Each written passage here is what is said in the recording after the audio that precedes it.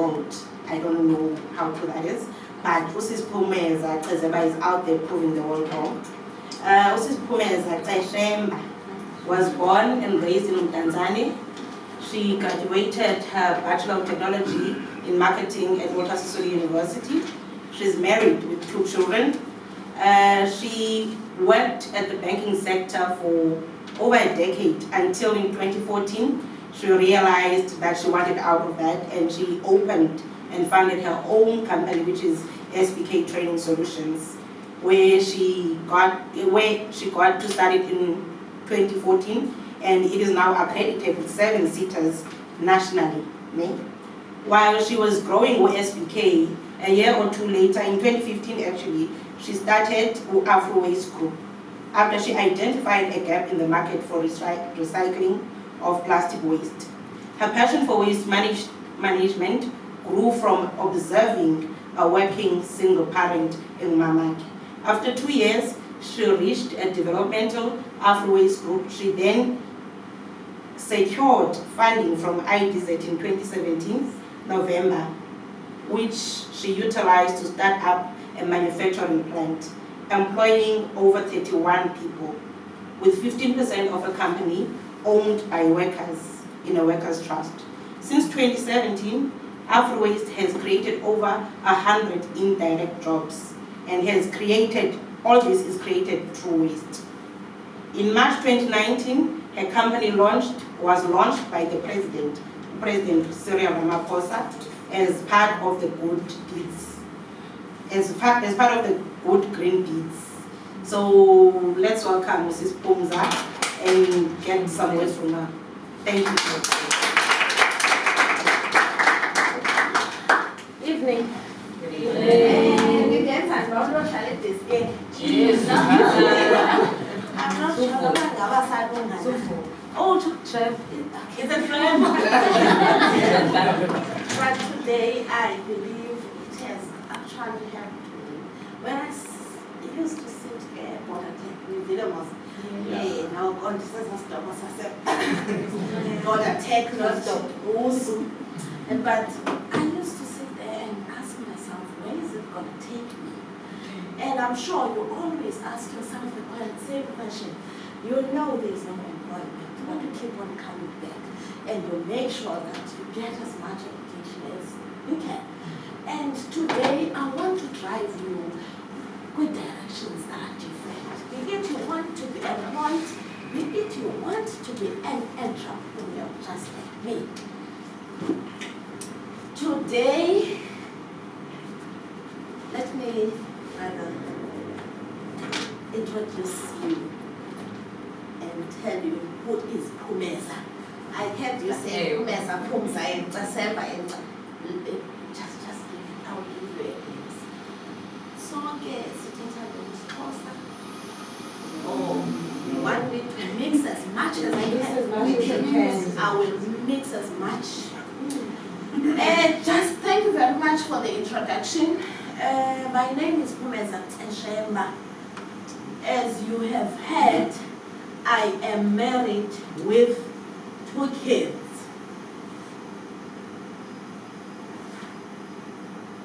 What a change. I passed I'll call it for the sake, in 2001. And I had all the dreams, having a degree, and wanted to do everything and anything that life can bring, having a good degree. Fortunately for me, I got a job at Capitec Bank then in 2003, and I kind of felt I don't belong. I needed to be, because I thought of myself as I belonged in the league that is actually there. I go absent, I go not bank, but life will humble you. Actually talk about how life will humble you after you have gained the education, after you have grown homeschooled, and you've got everything, and you were a star when you were in your class, And then when you're outside, you are nobody. We'll talk about patience as well. And before I start,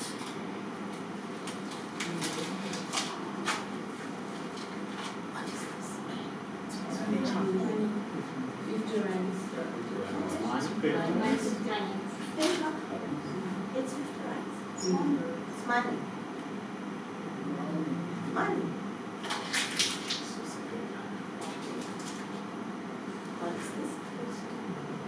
It's still money. And it's money. How much is this? It's 50. Are you sure? Nothing.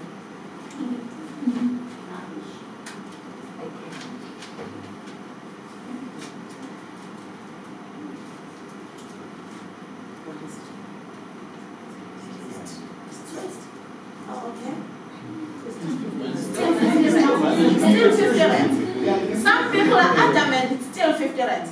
Today I want to talk to you and ask yourself, I want to challenge you because you didn't sleep and was born solar. At 50 rands remains at 50 rands.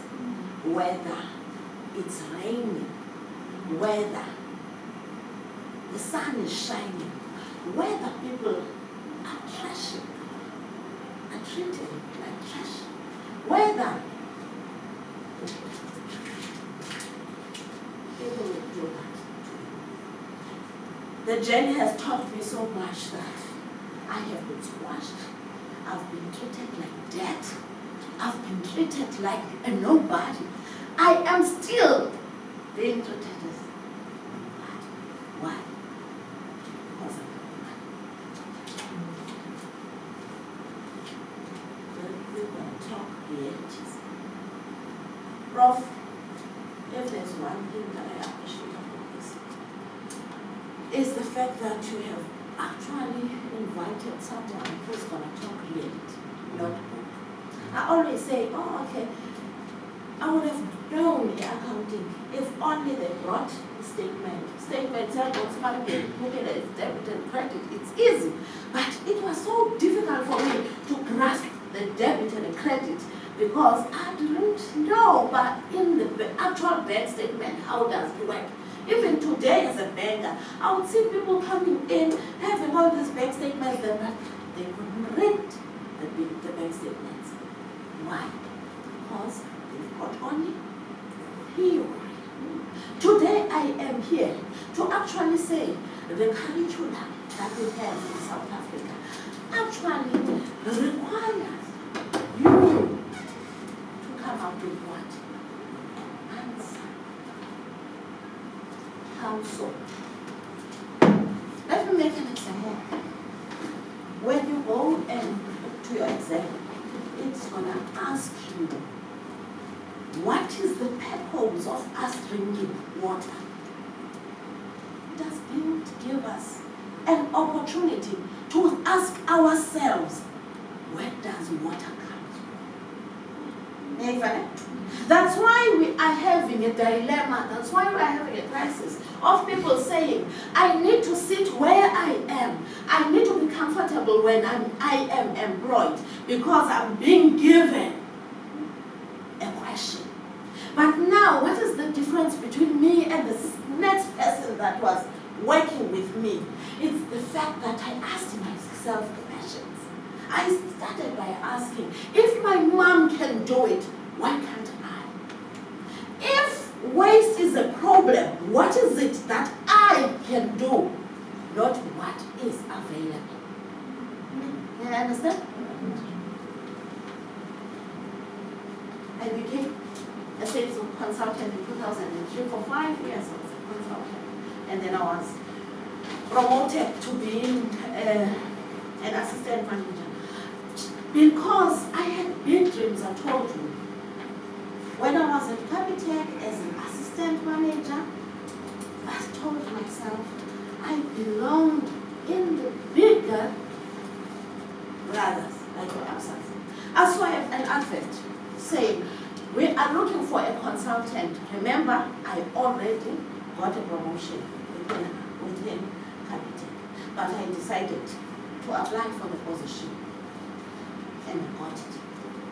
But when they called me, they said, the people that interviewed you, they spoke highly of you. We want you to be a branch manager. That made me to be the first manager in Tanzania. I was born and bred in Tanzania. I became the first branch manager in M6 in 2008 when that mall was being opened.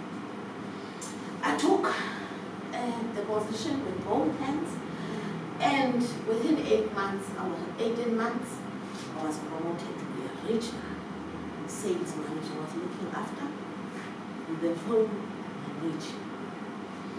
And you think that I should have at least been comfortable with what I was getting with the promotions, but the more I got from the employer, the more was I happy, because there was something inside of me that was telling me that I needed to explore more. And then I moved to Nedbank.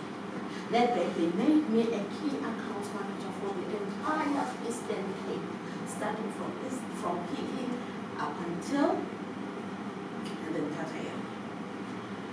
This is what happened. I stayed for 6 months as a key accounts manager, and I felt it's fine. I am here. I was still youth. Everything was going well for me. After 6 months, they said, "You no longer have a job. We want to change you." That's the dynamics. I wanted to see the world as it is. After 6 months, I took on another position. And then I was starting to get to grips of what is really happening. They said, "No, we are closing again." In fact, this time, go and sit at home and pay me the salary. Yes. That's when I felt, no, never. That's not me. People were saying, you should be happy, you go to the bank. But I was asking myself, how am I going to survive with getting money, earning money? I need to earn my money. So I told myself, I've been in the public speaking space. I love going and speaking. I love training. And I've seen a gap where people think that they know them, think that they know financial management, and I started something else. I went for training courses on assessor, moderation, and everything that has got to do with what? With the training. Where am I going with this? I was planning my exit strategy. I was also planning for my success. Are you actually planning for yours? Or I'm going to wait for an employer that is going to say, "I think I love you. You can come and work for our company." I want you to start planning for your own success now. So I had an exit strategy. I needed to learn whatever I could. And then that 6 months actually set a scene for me to say, "You need to get out of here." So after 6 months, again, they gave me a position where I was not happy at all. I needed to fit ATMs with money. I needed to, they will tell you, you don't sleep, you answer your phone even midnight. And I was like, I've got my husband, there's my husband with me. I need to at least enjoy my time with my kids. So I said, wrote a resignation. With Ceshemba. So to see myself as somehow someone up to her, you are a woman, you are young, we are a white man, we want you to stay here and we won't fire you, but we'll pay you so that our employment equity looks good. Do you get my point? Yes. So I said, I'm not going to allow them. Don't allow anyone to pay you are not involved. So I left and I suffered. When you start a business, you suffer, especially if your background, I told you I'm from the dusty streets of Phumeza. I could trust, we don't have a trust in home. My mom doesn't, I don't have inheritance, so I needed to start fresh.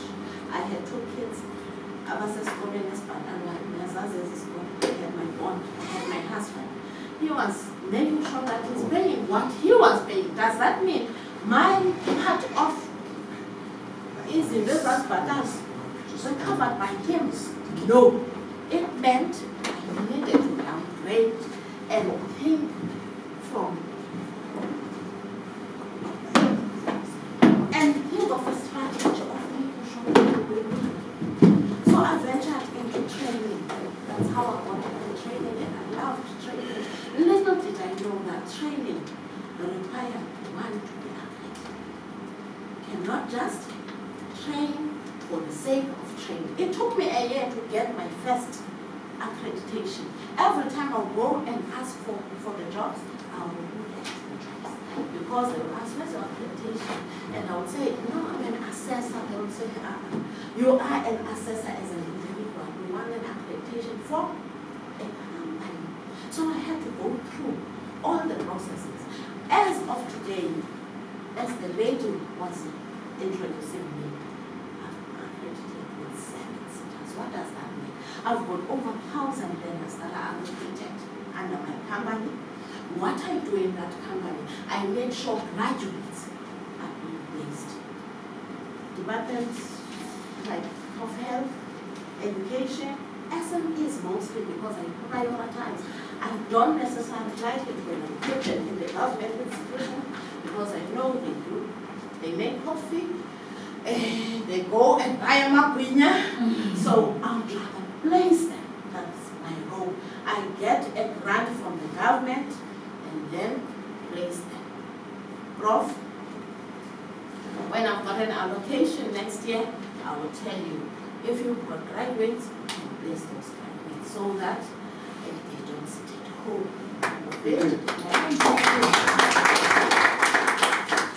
Also, what I do is to make sure that those that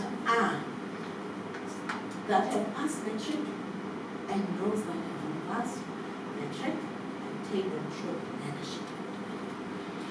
They earn a stipend on a monthly basis, and then I place them in the workplace. You would seek someone, because most of my projects are in the rural areas. You will see someone whom you don't even know whether it's a yellow ball or a brown ball or what when they arrive. But by the time they leave, you can see the transformation. That's what makes me sleep at night. That's what warms my heart at the end of the day. Because one would sit at home with nothing, but they can be able to also support and feed their families through the stipend. So that's what we do in that company.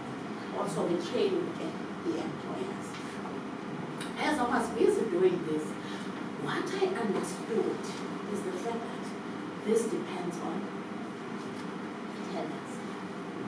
And I asked myself, do I want to be a tenant group?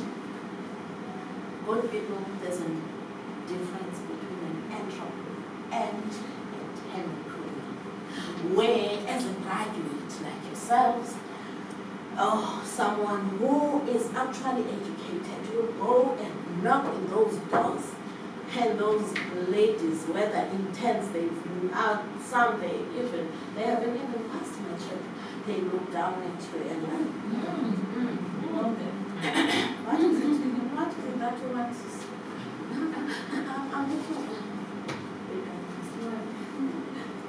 So I had to change the strategy. I had to think. Most of the time, what I want to tell you today, most of the time, what you can do is just in front of you. My mom used to be a collector. There are different types. We're in the waste now. We always see people collecting and we say they are in the recycling space. They don't. We were led to believe that we are recyclers, yet we are not recyclers. They are collectors. My mom used to collect the big blue drums, those that are from the ground areas, they will know.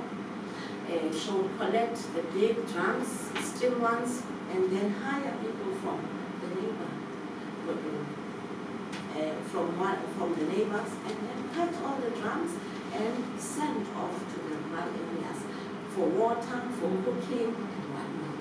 So I observed this, and I could see that even if I was a regional manager, sometimes I would go back to her and say, "Can you follow me, man?" Every time when I ask for money, she would give. That's how I understood that. In fact, this is not waste, this is wealth. In fact, this is not trash, this is treasure.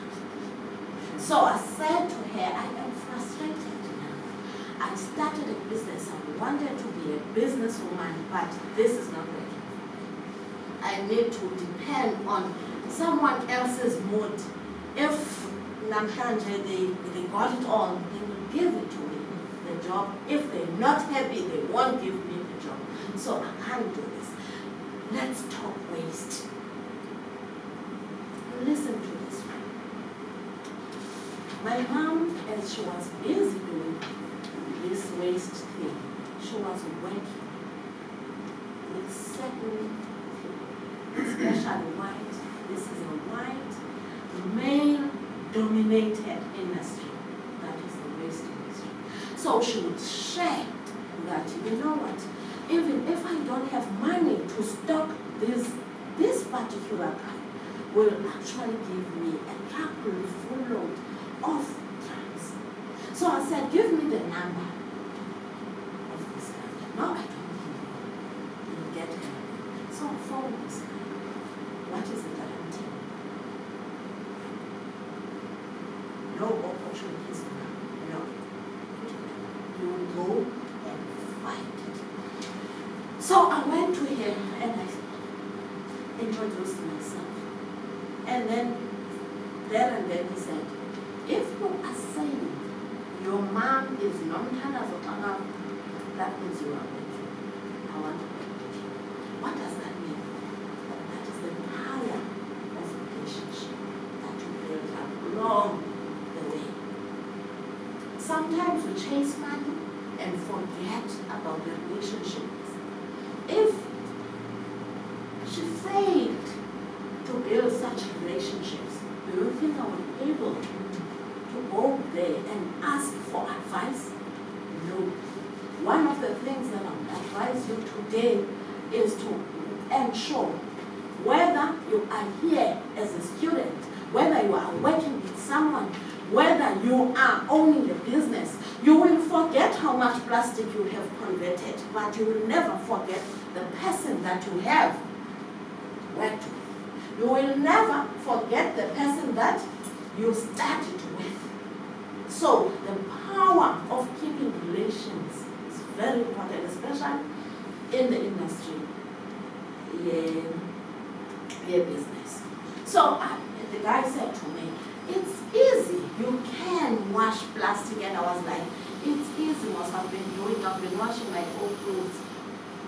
That's how I thought. I thought it was going to be that easy.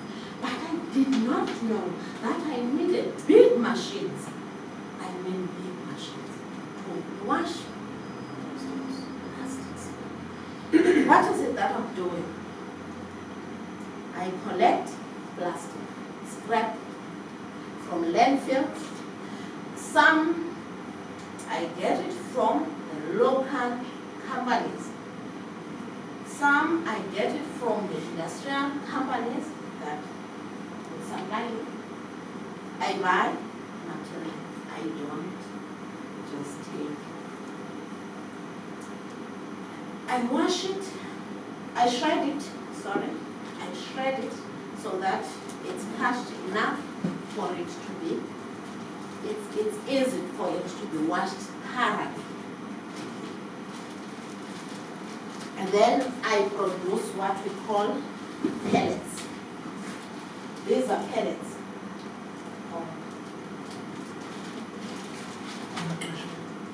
This is washed.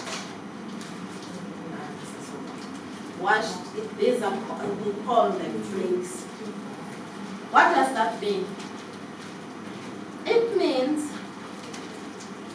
we take this plastic that we throw away, your shopping bags, your containers, your mask bottles, your yogurt containers, everything. We crush it, we wash it, we produce this. That's why we are called what? Recyclers. Because we produce pellets. What are the pellets for? Or what do we do with the pellets? We sell these pellets to companies higher up in the value chain to produce products like plastic furniture, irrigation pumps, a company that we are supplying now with pellets. They convert this, it's based here in IDZ, they produce oil out of this. That's how big plastic is. Some, they do roads. Some, they convert it into bricks. Why? It's because it takes up to 700 years for plastic to be. So you can imagine if you've got heater that's made out of plastic, how long is it last? I am here to challenge you on the innovative side. You know that plastic straws are being banned at the moment.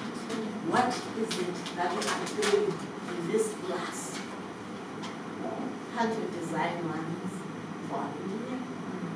Just asking. You know, even in rural areas, that no one uses in napkins, the normal napkins that we used to have, like, that are made out of what? They use pampers. They use huggies. What do you think happens with those?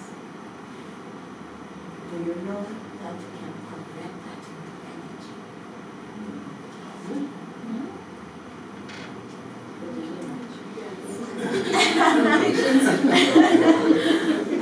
I am here, I said from the beginning, I want to leave people that are going to say, we want to interrogate ourselves in terms of bringing questions, not giving answers.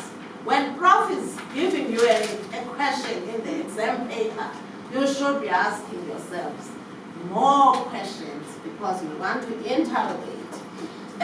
There's a saying, that we don't need to pay plastic. Plastic is killing our animals. It's killing our oceans and what, and you know, oceans economy and whatnot.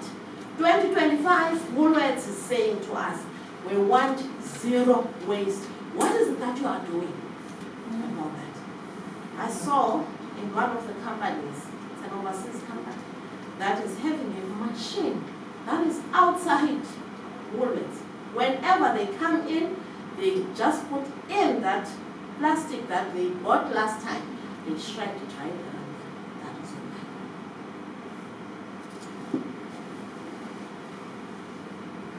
You've got everything. You've got the brains to be here. You can think of ways and means of converting the same pellets into something. Who are we selling these to? We sell them for now. And it's going to be like that for a couple of years. That's how I see it, up until we prove them wrong.